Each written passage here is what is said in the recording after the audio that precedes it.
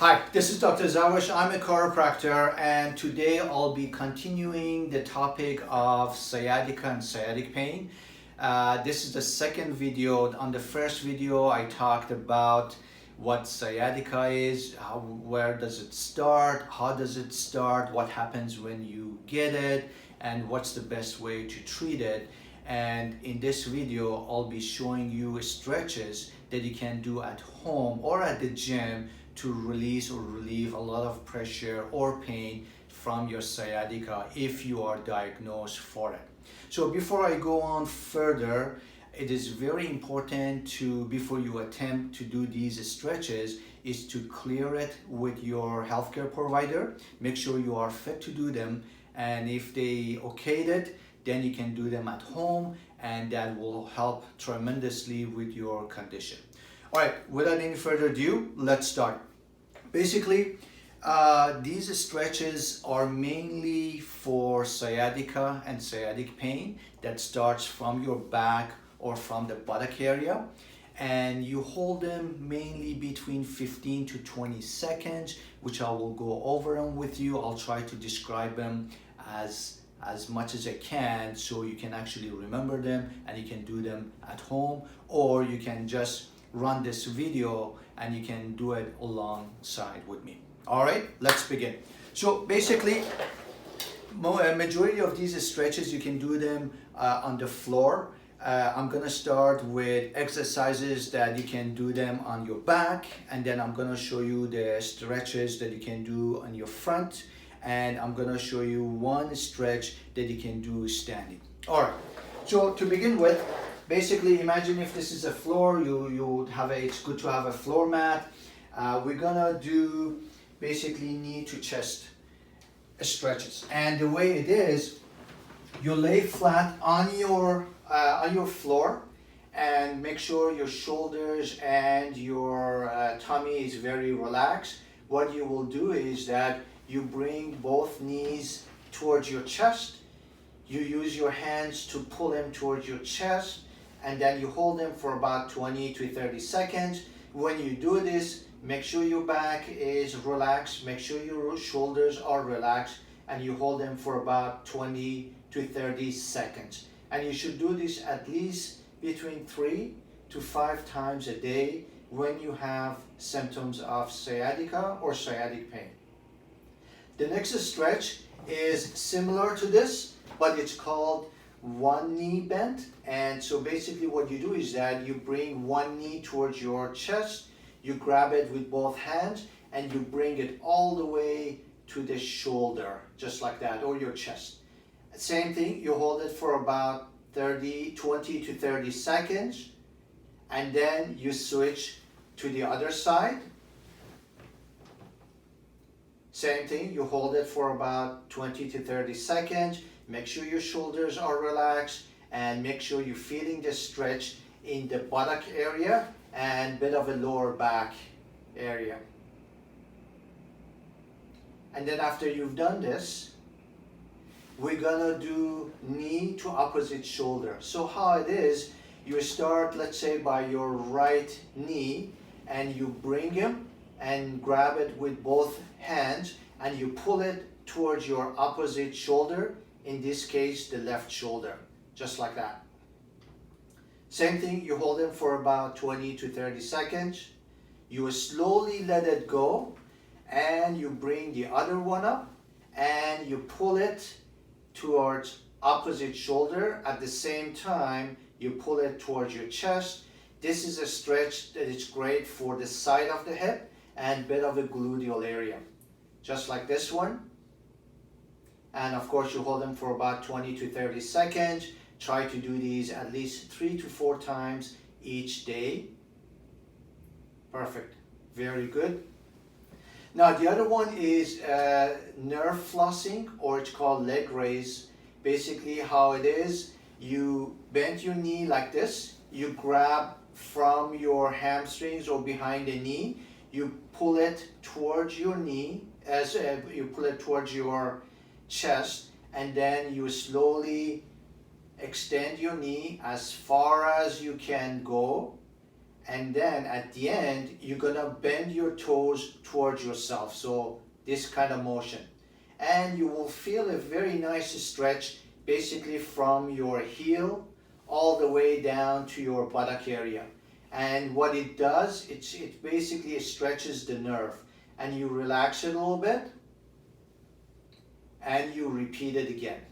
So you extend your knee and then you bring your toes towards yourself. And of course you do this onto the other side as well. And then when you're done, you bend your knee and you take your leg down.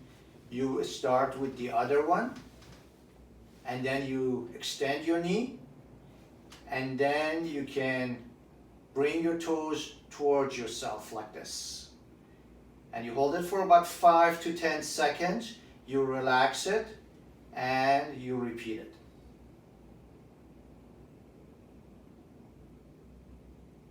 Perfect. So these are the stretches that you can do on your back. Now we're gonna switch to the stretches that you can do on front. And this is basically pigeon stretch. And what you do is that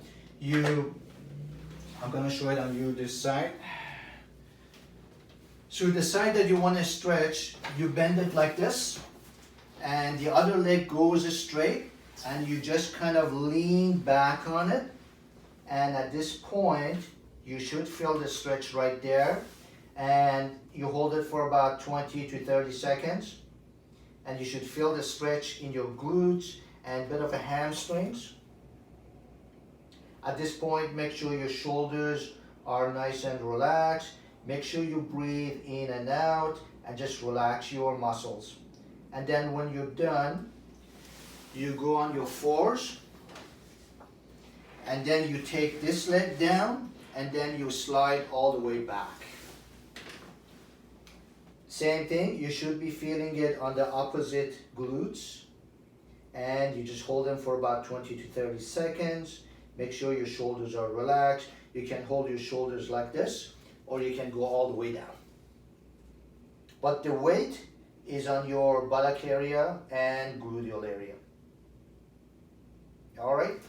The other one is back extension. So how it is, you go on your stomach, more like this, and then you kind of do a push-up without lifting your pelvis. So you're basically doing like this. You can do it this way, you can use this way, kind of a halfway, or you can do full. And then you just have to hold it for about 5 to 10 seconds, and then you go down, and then you go up again, and just at this point, just relax your lower back, let the gravity does its job, and you just look up.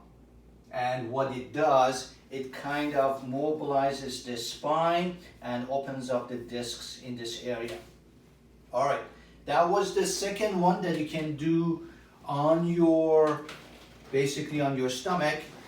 Now the other one, it's called deep gluteal stretch, and basically what it is, you sit, and this is again for the glutes. I'm going to show you the seated one, then I'm going to show you the laying down one. And then let's say if you want to stretch the left side, you bring the left foot on top of the right knee. Make sure your upper back is straight, just like this, so don't hold it like this.